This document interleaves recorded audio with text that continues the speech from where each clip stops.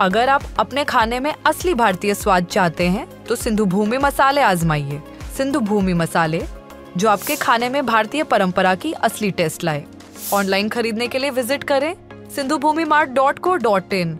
Soul distributorship के लिए संपर्क करें @99194290। महाराष्ट्राची मुलुख मैदानी तोप, महाराष्ट्राचा बुलंद आवाज, माननीय श्री लाडके मुख्यमंत्री देवेंद्रजी, मी यांना विनंती करतोय की त्यांनी आम्हाला मार्गदर्शन करावं।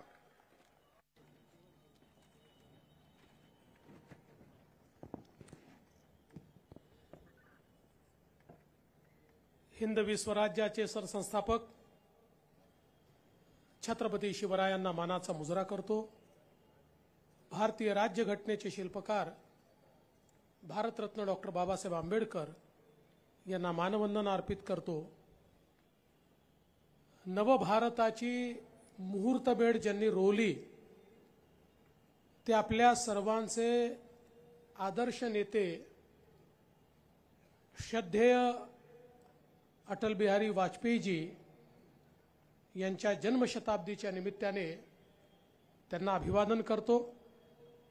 आणि आजच्या या जन्मशताब्दी समारोहामध्ये आणि सत्कार समारोहामध्ये ज्यांच्या हस्ते आमचा सत्कार झाला ते आपल्या सर्वांचे लाडके नेते, आपले मार्गदर्शक, ज्यांच्या नेतृत्वात आपण सगळे लोक या ठिकाणी तयार झालो, ते आदरणीय नितीनजी गडकरी, माझे सहकारी आणि महाराष्ट्राचे महसूल मंत्री आणि आपले अध्यक्ष चंद्रशेखरजी बावनकुळे। आज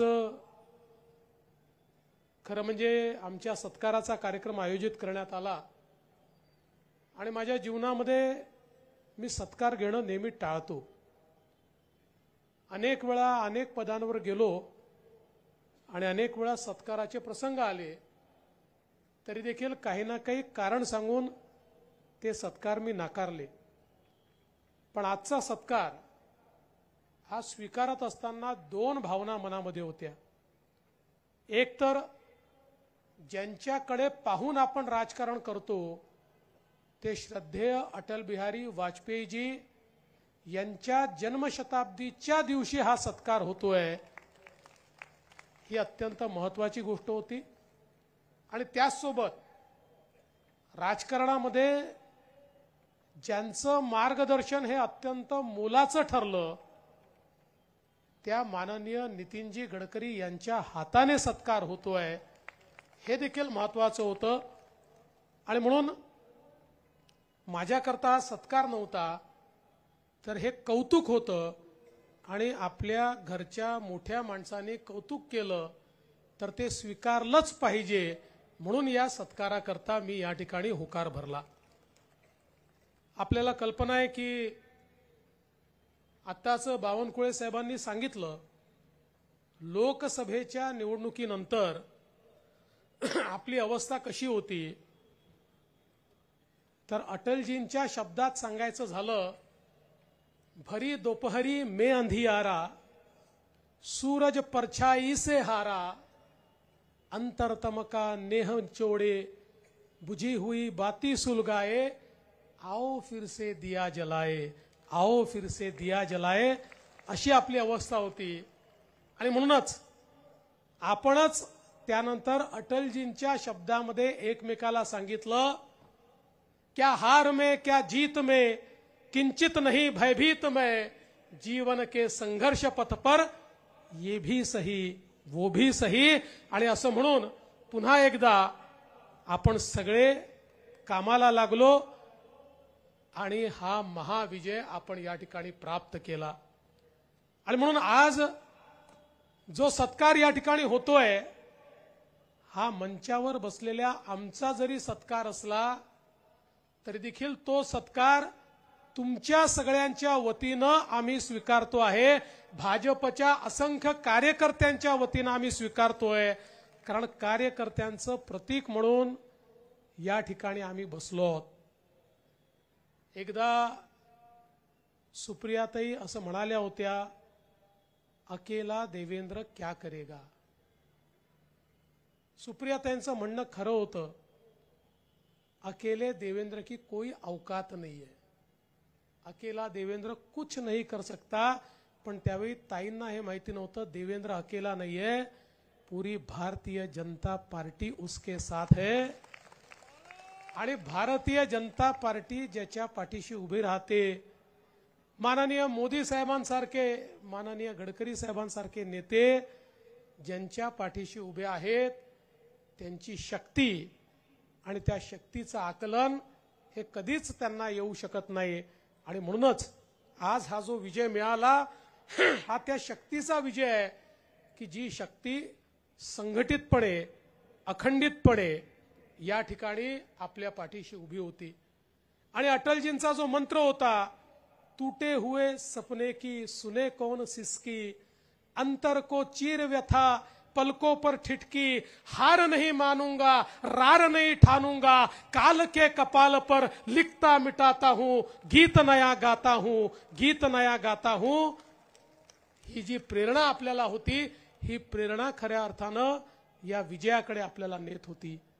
आणि हे सगळं होत असताना आज खऱ्या अर्थानं स्वर्गामध्ये अटलजी हे सर्वाधिक या ठिकाणी आनंदी असतील की ज्या भारतीय जनता पक्षाला एक नवीन उभारी त्यांनी दिली आणि ज्यांनी सांगितलं की पश्चिमी तटावर उभा राहून मी या ठिकाणी सांगतो, अंधेरा छटेगा, सूरज निकलेगा और कमल खिलेगा, ते त्यांनी होताना बघितलं. 2014 साली मोदीजींच्या रूपानं पूर्ण बहुमताचं सरकार आणि आज महाराष्ट्रामध्ये न भूतो न भविष्यती अशा प्रकारचा प्रचंड मोठा विजय की एकट्या भाजपला 132 जागा आणि महायुतीला 237 जागा, हा प्रचंड मोठा विजय या ठिकाणी मिळताना त्यांनी बघितला. मला असं वाटतं की त्यांच्या जन्मशताब्दीच्या वर्षी आणि राष्ट्रीय स्वयंसेवक संघाची ही शताब्दी जेव्हा पूर्ण होते आहे त्यावेळी या महाराष्ट्रामध्ये असं सरकार येणं यापेक्षा मोठी आदरांजली, सुमनांजली दुसरी कुठलीच असू शकत नाही, हे मी निश्चितपणे सांगू इच्छितो. आणि आज खरं म्हणजे या निमित्ताने महाराष्ट्रातल्या जनतेचे आभार तर अनेक वेळा मानले, कारण त्यांच्याशिवाय हा विजय मिळू शकत नाही. माननीय आपल्या देशाचे नेते माननीय मोदीजी ज्यांच्या नेतृत्वात आपण ही निवडणूक लढलो त्यांचे आभार मानले, नड्डाजींचे मानले, माननीय अमित भाईंचे मानले, माननीय राजनाथ सिंगजींचे मानले, माननीय आपले नेते गडकरी साहेबांचे मानले. पण आज खऱ्या अर्थानं मला आभार मानायचे आहेत ते भारतीय जनता पक्षाच्या असंख्य कार्यकर्त्यांचे की ज्यांच्या मेहनतीमुळे हा दिवस आपल्याला पाहायला मिळाला. यातले हजारो कार्यकर्ते असे आहेत की ज्यांना जीवनात काहीही मिळणार नाही, त्यांनी काहीही अपेक्षा केली नाही, त्यांच्या जीवनामध्ये कोणतेही परिवर्तन यामुळे होणार नाही, पण ते स्वतःच्या जीवनातल्या परिवर्तनाकरता या ठिकाणी काम करत नाहीत, तर सामान्य माणसाच्या जीवनामध्ये परिवर्तन झालं पाहिजे. आणि सत्ता हे सेवेचं माध्यम आहे, हा जो मंत्र भारतीय जनता पक्षाने आपल्याला दिला तो मंत्र खऱ्या अर्थानं जनसामान्यांमध्ये रुजला पाहिजे. याकरता काम करणाऱ्या त्या असंख्य कार्यकर्त्यांना आज या निमित्ताने साष्टांग दंडवत घालतो, त्यांना या ठिकाणी आज मी प्रणाम करतो. खरं म्हणजे बावनकुळे साहेबांसारखा माझ्याही जीवनाचा जो काही प्रवास आहे तो माझ्या डोळ्यासमोर आज येतोय. खरं म्हणजे कधीच राजकारणामध्ये येईल असं वाटलंच नव्हतं. 11व्या वर्गात गेलो तर विद्यार्थी परिषदेचं काम सुरू केलं आणि असं ठरवलं होतं की विद्यार्थी परिषदेचं काम करायचं, वकिलीचं शिक्षण घ्यायचं आणि वकिली करायची आणि अर्थातच विचार परिवारामध्ये दीर्घकाळ काम करायचं, अशा प्रकारची अपेक्षा ठेवून त्या काळात काम करत होतो. 12वी पास झालो, लॉ कॉलेजला प्रवेश घेतला आणि वडिलांचा मृत्यू झाला. त्यानंतरही विद्यार्थी परिषदेचं काम करायचं, पूर्णवेळ काम करायचं या अपेक्षेने काम करत होतो. मला आजही आठवतं की 1990ला विद्यार्थी परिषदेच्या एका ग्रुपमध्ये आम्ही सगळे लोक कारसेवक म्हणून अयोध्येला गेलो आणि त्या काळामध्ये अयोध्येला गेल्यानंतर त्या ठिकाणी बदायूच्या जेलमध्ये अनिलजी या ठिकाणी आहेत, आम्ही सगळे बदायूच्या जेलमध्ये होतो. मीच त्यात सगळ्यात मोठा होतो. मी 20 वर्षाचा होतो. बाकी विद्यार्थी परिषदेचे सगळे 16, 17, 18 वर्षाचे आमचे लोक माझ्या सोबत होते. आणि तिथनं परत आल्यानंतर एक दिवस आमचे त्यावेळेचे प्रांत मंत्री सुनीलजी आंबेकर यांनी, आम्ही विद्यार्थी परिषदेच्या कार्यालयासमोर बसलो होतो आणि तिथे मला बोलवून सांगितलं की असा निर्णय झाला आहे की उद्यापासनं तुला भारतीय जनता पक्षात काम करायचं आहे. मी त्यांच्याशी भांडलो. मी म्हटलं मला राजकारणात जायचंच नाही, मला विद्यार्थी परिषदेत पूर्णवेळ कार्यकर्ता म्हणून काम करायचं आहे. मी माझ्या जीवनाचं ध्येय ठरवलेलं आहे. पण त्यांनी सांगितलं की आपला निर्णय आपण करत नाही आणि तुला काही जर प्रश्न असतील तर विलासजी फडणवीस यांच्याकडे जा आणि त्यांना तू सांग. मी दुसऱ्या दिवशी विलासजींकडे गेलो. त्यांना सांगितलं की विलासजी मला राजकारणात कामच करायचं नाही आहे. विलासजींनी नेहमीच्या पद्धतीने बस, चिवडा खा, पुरणाची पोळी खा, असं अर्धा तास, आणि मग अर्ध्या तासाने सांगितलं तू स्वयंसेवक आहेस. एकदा आपला निर्णय वरिष्ठांनी घेतला की त्यानंतर त्याच्यात प्रश्न विचारायचे नसतात. उद्यापासनं भारतीय जनता पक्षाचं काम सुरू कर. आणि दुसऱ्या दिवशीपासनं भाजपचं काम मी सुरू केलं. मला आजही तो दिवस आठवतो की ज्या दिवशी माननीय नितीनजींनी मला बोलवलं. नितीनजी होते, प्रभाकरराव दटके होते, दिवाकरराव धाकरस होते आणि यांनी मला सांगितलं की आम्हाला असं वाटतं की पुढच्या काळामध्ये महानगरपालिकेची निवडणूक तू लढवावी आणि वॉर्ड 69 मध्ये तू तयारी सुरू कर. मी हो म्हणून तर निघालो, पण माझ्यासमोर प्रश्न असा होता की माझं वयच पूर्ण झालेलं नव्हतं आणि निवडणूक कधी होईल हे माहिती नव्हतं. पण कदाचित दैवानं काहीतरी वेगळं लिहिलं होतं. म्हणजे जी 90 साली होणारी निवडणूक मग 91ला गेली आणि 91ला होणारी निवडणूक 92ला गेली आणि माझं वय पूर्ण झालं. आणि त्या ठिकाणी या सगळ्या आमच्या नेत्यांनी मला आग्रह करून त्या वॉर्ड 69 मध्ये उभं केलं आणि तिथनं नगरसेवक म्हणून निवडून आलो. आणि कदाचित तेव्हापासनं जी राजकीय आयुष्याला सुरुवात झाली ती इतक्या वेगानं झाली की आजही मागे वळून बघितल्यानंतर 1992चा दिवस, ज्या दिवशी पहिल्यांदा नगरसेवक झालो, तो दिवस कालच घडला असं मला वाटतं. इतक्या वेगानं ही सगळी वाटचाल होत राहिली. महापौर झालो, आमदार झालो, पक्षात महामंत्री झालो, युवा मोर्चाचा राष्ट्रीय उपाध्यक्ष झालो, पक्षामध्ये प्रदेशाचा अध्यक्ष झालो, मुख्यमंत्री झालो, विरोधी पक्षनेता झालो, पुन्हा उपमुख्यमंत्री झालो, पुन्हा मुख्यमंत्री झालो. अशा प्रकारची ही सगळी वाटचाल, आपण सगळे लोक या वाटचालीचे साक्षीदार आहात. पण निश्चितपणे माननीय नितीनजी असतील, माननीय गोपीनाथराव मुंडेजी असतील, माननीय प्रमोदजी असतील, माननीय भाऊसाहेब फुंडकर असतील, या सगळे जे आपले नेते मंडळी आहेत, या सगळ्या नेते मंडळींचा खरं म्हणजे या सगळ्या वाटचालीमध्ये एक अत्यंत महत्त्वाचा अशा प्रकारचा वाटा राहिला. त्यांच्या मार्गदर्शनामुळेच माझ्यासारखा एक सामान्य कार्यकर्ता हा या ठिकाणी पोहोचू शकला. आणि अनेक लोकांनी जी काही मेहनत केली, म्हणजे मला या गोष्टीची नेहमीच जाणीव राहिली आहे की माझ्यासारखे, माझ्या क्षमतेचे किंवा कदाचित माझ्यापेक्षा जास्त क्षमतेचे देखील अनेक कार्यकर्ते त्या कालखंडामध्ये होते. पण त्यांच्यामध्ये मला संधी मिळाली आणि म्हणून या ठिकाणापर्यंत मी पोहोचू शकलो. आणि म्हणूनच मी निश्चितपणे आपल्याला सांगतो, सत्ता किती मिळाली तरी ही सत्ता कधीच माझ्या डोक्यात जाऊ शकत नाही. कारण मला हे माहिती आहे की मी जे काही आहे ते भारतीय जनता पक्षामुळे आहे. भारतीय जनता पक्षाशिवाय देवेंद्र फडणवीसची काही अवकात नाही.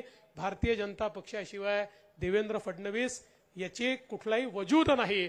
आणि म्हणूनच हा पक्ष माझ्याकरता सर्वस्व आहे.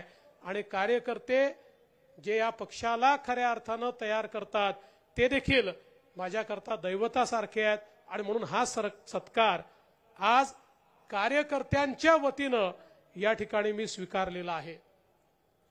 चंद्रशेखर बावनकुळे यांच्यासारखा एक सहकारी की ज्यांनी या ठिकाणी अध्यक्षपद स्वीकारल्यानंतर पायाला भिंगरी लावून संपूर्ण महाराष्ट्रामध्ये दौरा केला आणि प्रचंड उत्साह कार्यकर्त्यांमध्ये तयार केला आणि ज्यावेळी आपल्या लोकसभेच्या निवडणुकीमध्ये आपल्याला मनासारखं यश मिळालं नाही त्यानंतरही कार्यकर्त्यांना आम्ही सांगितलं होतं की we are down but we are not out, we are not finished, आम्ही पुन्हा येऊ हे सांगितलं होतं आणि कार्यकर्त्यांनी ते चरितार्थ करून दाखवलं।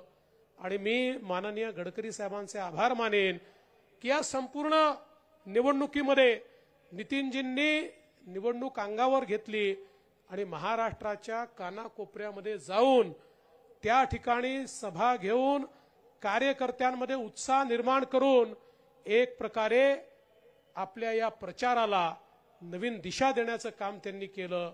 आणि अर्थातच देशाचे प्रधानमंत्री माननीय नरेंद्र मोदीजी यांनी जो मंत्र दिला एक है तो सेफ है, या मंत्राने या महाराष्ट्रामध्ये जादूचं काम केलं। आमच्या लाडक्या बहिणींनी, आमच्या शेतकऱ्यांनी, आमच्या सामान्य माणसांनी, दीन दलित गोरगरीब आदिवासींनी, आमच्या ओबीसींनी, आमच्या विविध समाजातल्या लोकांनी ज्या प्रकारे एकत्रित येऊन एक अशा प्रकारचं मॅन्डेट दिलं। अनेक वेळा लोक म्हणतात भगवान देता है तो छप्पर फाड़ के देता है, अशा प्रकारचं मॅन्डेट आणि आमच्या मित्रपक्षांसहित माझे सहकारी राज्याचे माजी मुख्यमंत्री आणि आताचे उपमुख्यमंत्री माननीय एकनाथराव शिंदेजी असतील किंवा आपले राष्ट्रवादी काँग्रेसचे अजितदादा पवार असतील किंवा रामदासजी आठवले आणि आपले छोटे छोटे सोबतचे पक्ष असतील, या सगळ्यांच्या सहकार्यामुळे एक चांगला विजय आपल्याला मिळाला।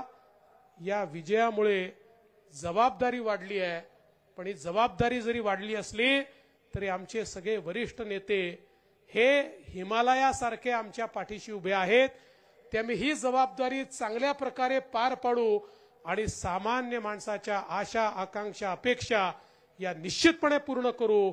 आणि अटल बिहारी वाजपेयीजींनी ज्या नवभारताची मुहूर्तमेढ ठेवली, ज्या नवभारताला एक नवीन दिशा माननीय मोदीजींनी दिली, त्या नवभारतामध्ये माझा नव महाराष्ट्र हा सर्वात पुढे असेल हा विश्वास आपल्या सगळ्यांना देतो। आणि पुन्हा एकदा आपल्या सर्वांचे मनापासून आभार मानून माझे 2 शब्द संपवतो। धन्यवाद।